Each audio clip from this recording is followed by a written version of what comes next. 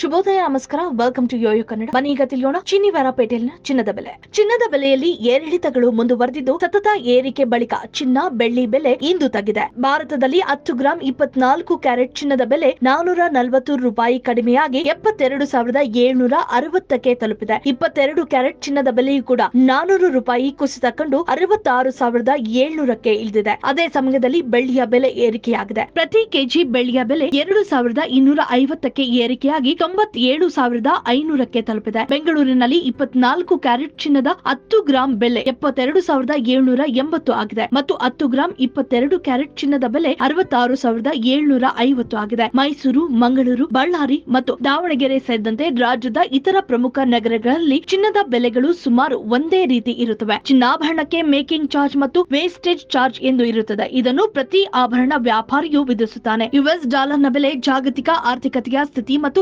ರಾಜಕೀಯ ಅಸ್ಥಿರತೆ ಮುಂತಾದ ಅಂಶಗಳ ಅಂತಾರಾಷ್ಟ್ರೀಯ ಚಿನ್ನದ ಬೆಲೆಯನ್ನು ಪ್ರಭಾವಿತ ಮಾಡಬಹುದು.